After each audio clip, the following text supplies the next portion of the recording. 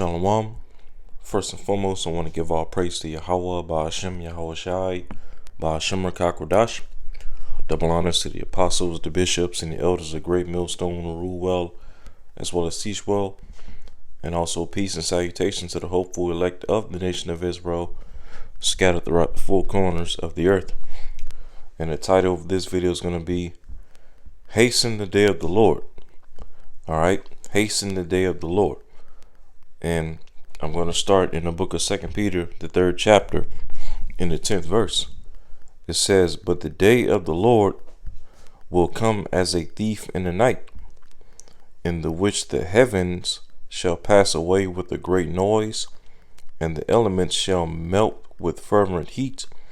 The earth also and the works that are therein shall be burned up." All right, and it's talking about the second coming of who the world ignorantly calls Jesus Christ.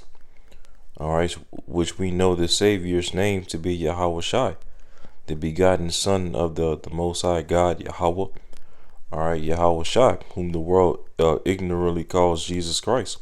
The day of the Lord coming back, the second time, is going to take these people as a thief in the night, But as it tells you in 1 Thessalonians, the 5th chapter, that day is not going to take us as a thief in the night. Those of us that are of the hopeful elect, because we're not of the children of the darkness, we're of the children of the light. Okay, roughly paraphrasing 1 Thessalonians 5. All right, because the day when Yahweh Shai comes back with the holy angels and cracks his clouds to take on the armies of Esau, Edom, and these heathen nations, as well as deliver the elect. All right, that day is not going to take us as a thief in the night, because that's the day that we're earnestly hoping for, each and every day. That's a day that we, that's our ultimate expectation for the Lord to come and deliver us out of these messed up situations that we're in here in Babylon the Great, as well as wherever the elect are scattered at in the earth in these latter days. Okay, so let's read it again. 2 Peter 3 verse 10. "But the day of the Lord will come as a thief in the night, in the which the heavens shall pass away with a great noise, and the elements shall melt with fervent heat. The earth also and the works that are therein shall be burned up." Okay, and what's going to bring this great fire, all right, this fervent heat that is speaking of in this verse? What's going to cause all these things? All right, ultimately, the nuclear destruction that's going to take place during World War III, as well as even the fire from the chariots of Yahweh Shai and the holy angels. Okay, between the fire from the missiles and the fire from the chariots of Yahweh Shai and the holy angels, okay, it's going to cause the the parts of the earth and the works that are therein, as it just read, to be burned up with fervent heat. Okay, certain parts of the earth are going to be burned up when the Lord returns. All right, especially primarily here in America, Babylon the Great.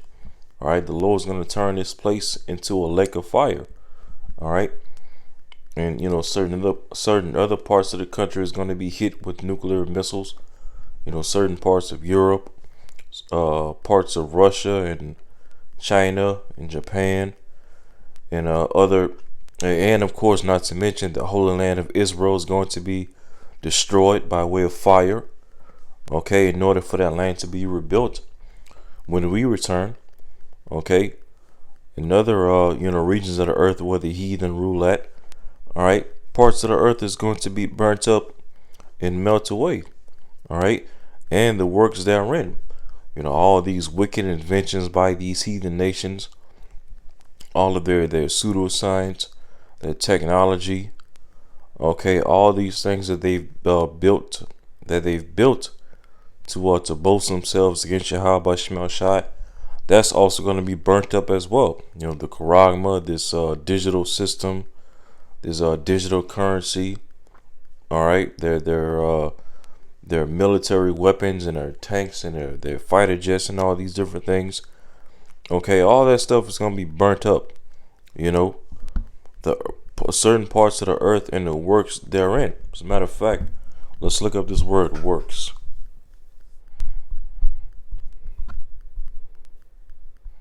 And the works that are therein. Okay, Strong's G 2041, ergon, it says business, employment, that which anyone is occupied, that which one undertakes to do, enterprise.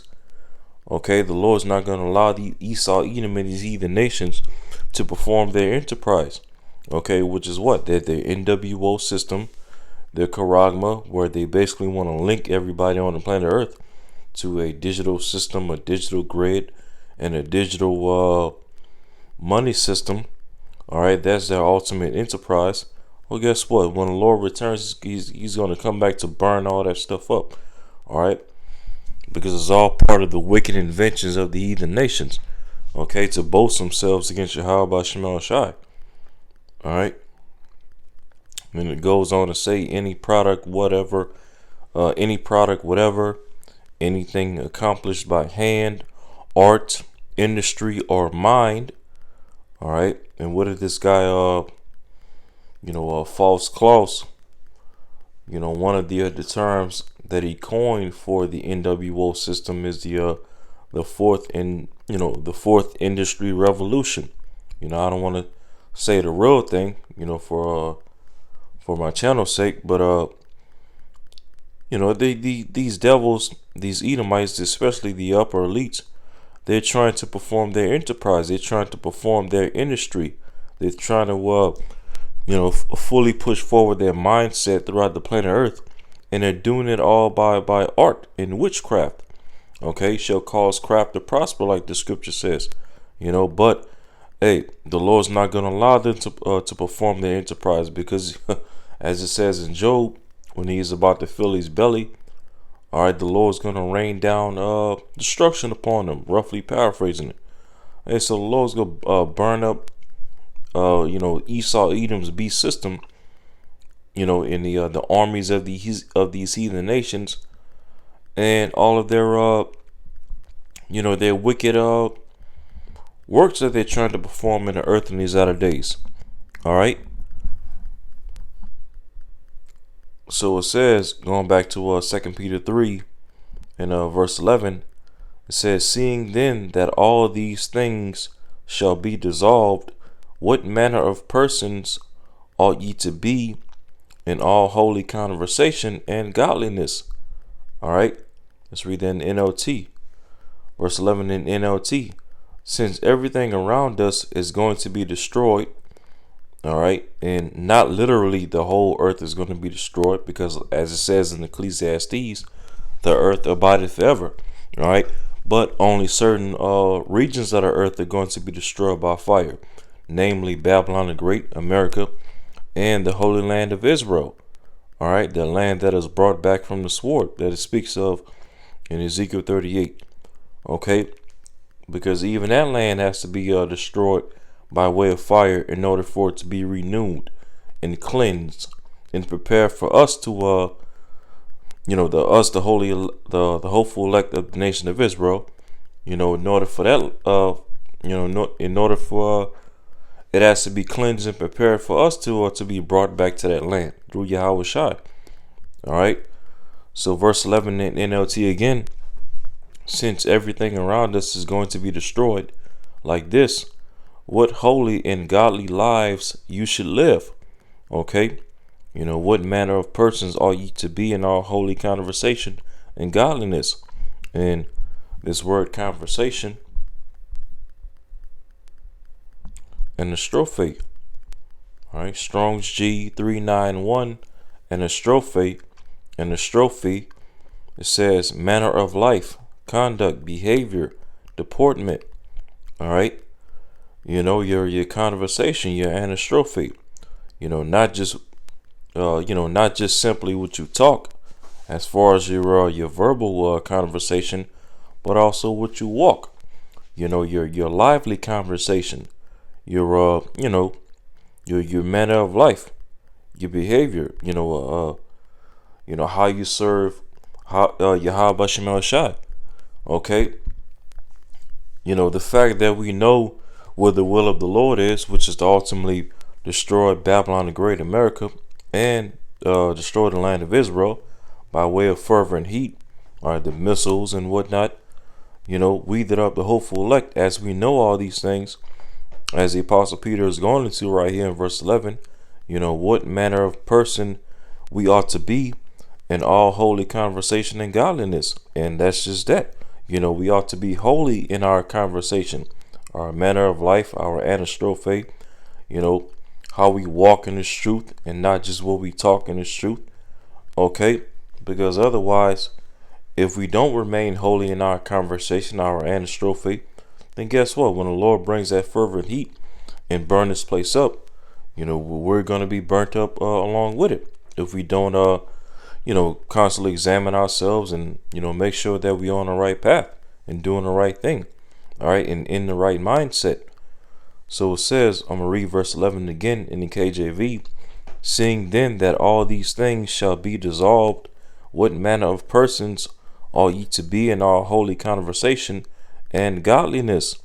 It says, verse 12, looking for and hastening unto the coming of the day of Yahweh, wherein the heavens being on fire shall be dissolved, and the elements shall melt with fervent heat. Yeah, and as ultimately what manner of person we ought to be, looking for the hastening of the coming of Yahweh Shai coming back, basically. That's the mindset. That's ultimately the main goal that we look for as as we continue walking in our holy conversation, our holy anastrophe. The main goal is, hastening the day when the Lord come back to deliver us out of this captivity, this hellhole that we're in.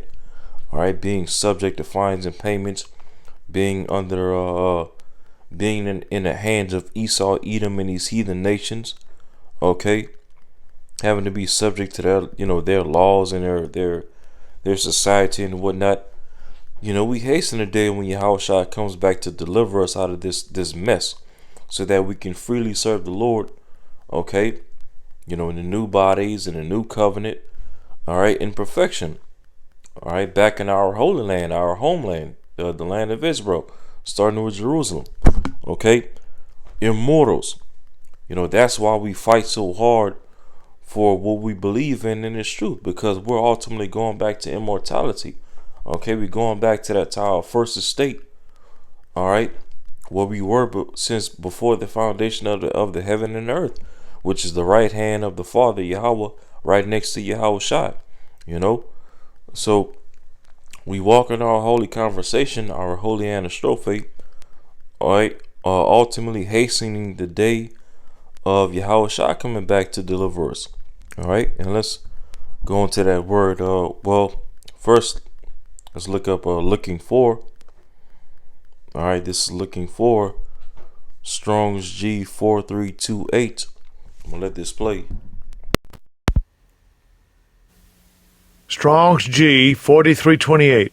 Prosdakao. Prosdakao.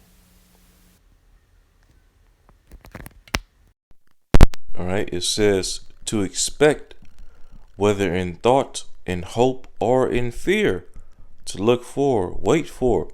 Yeah, our expectation is the day of the Lord, the day when Yahweh Shai and the holy angels crack those clouds to take down Esau, Edom's beast system, to take down the rest of these heathen nations and their armies, to take down all this wickedness that we see going on in the earth, to take down all these idols that's behind all this wickedness that's going on in the earth.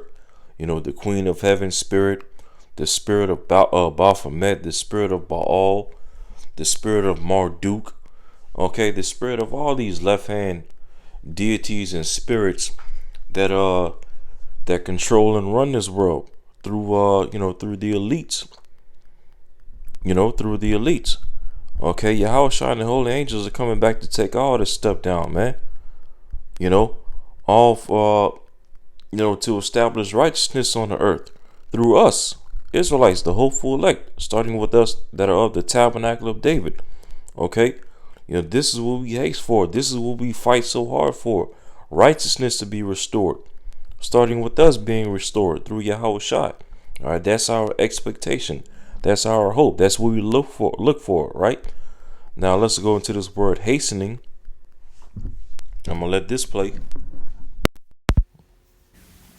Strong's G 4692, spudo. Spudo. Says to haste, make haste, to desire earnestly. Okay, to desire earnestly. So we hasten the day of the Lord, the coming of the Lord. We desire it earnestly. All right. Ultimately, for what? Verse 13. Nevertheless, we, according to his promise, look for new heavens, all right, a new rulership, a new governing body over the earth, which is going to be the tabernacle of David under Yahweh Shai. It says, look for new heavens and a new earth. All right, that word new goes into, refreshed or renewed. Okay, a renewed rulership, a renewed governing body over the earth, which is going to lead to a renewed earth. All right, renewed in what? Wherein dwelleth righteousness. Okay, so we hasten the day of the Lord for the earth to be under a new management. All right, and to ultimately the earth being under a renewed spirit. All right, the spirit of righteousness. Okay, a profitable ruler and a profitable rulership ruling over the earth in righteousness. That's what ultimately what we haste for. That's what we expect. Okay, because you're damn sure not gonna find it in this society, not under Esau, Edom, in these heathen nations. So this is ultimately why we should be hastening the day of the Lord, to get up out of here and to establish righteousness. To be delivered from these bodies, to be delivered from death, to be delivered from sin. Okay, to be delivered out of the hands of these Esau, Edom, and these heathen nations. All right, and to be brought back at the right hand side of the Father, and establish that order of the heavens on earth. Okay, in righteousness. Because the direction that this world is going, as we get closer and closer to Esau, Edom, pretty much shutting everything down, taking this word off the internet, and basically going full-fledged forward with this NWO agenda. We that are the hopeful elect, we don't have much longer on this earth. All right, if all this wickedness continues in the earth, this world is moving in a direction to where, we can't survive. In a sick, twisted, demonic world that we live in. And that's why Yahweh Shai said in the book of Matthew, ultimately for the elect's sake, these days will be shortened, or else what? No flesh will be saved. Okay, so here it is. These devils, these elites on the left hand side of Esau, Edom, they're pushing this whole 2030 agenda where they want all these things to be done by 2030, and this, that, and the third. Digital IDs and digital system, this, that, and the third.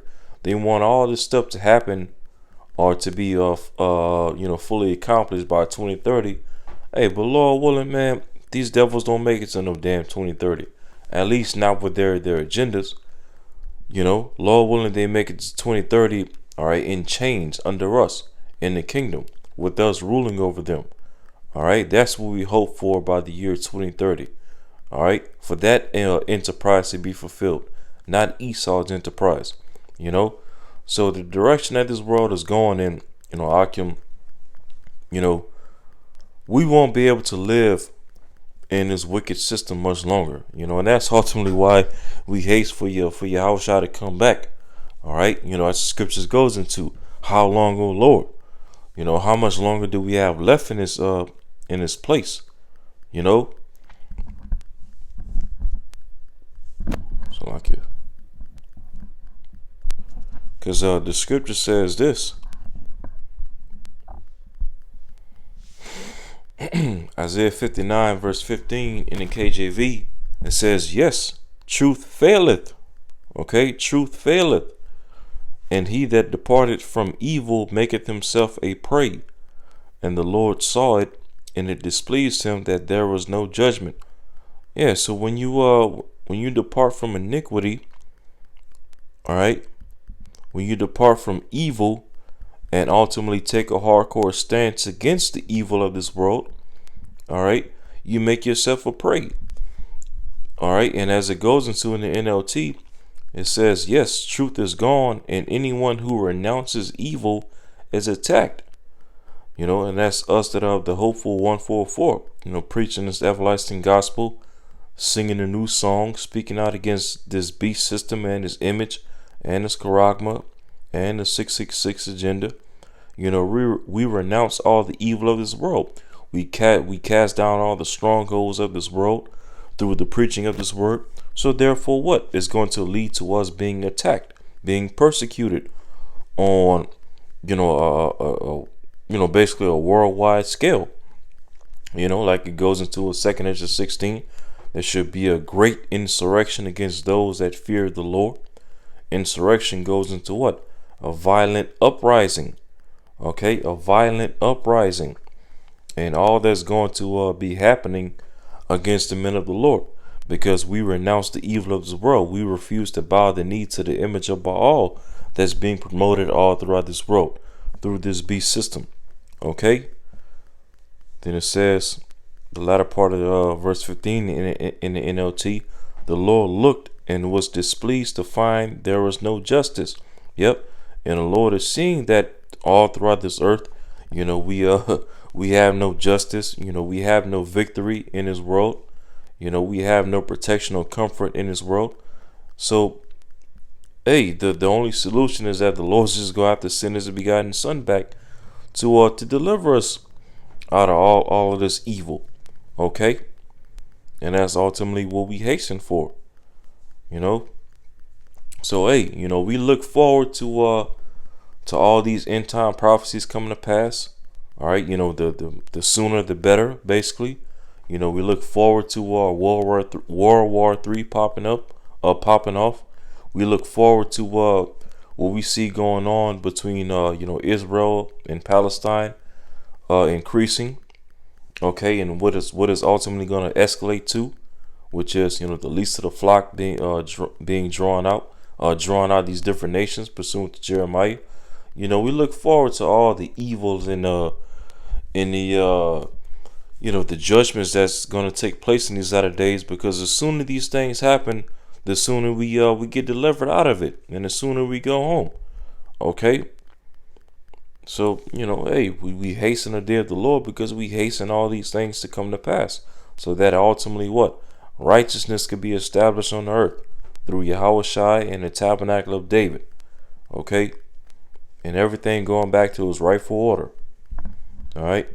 So, Lord willing, this video was edifying. And until next time, shalom.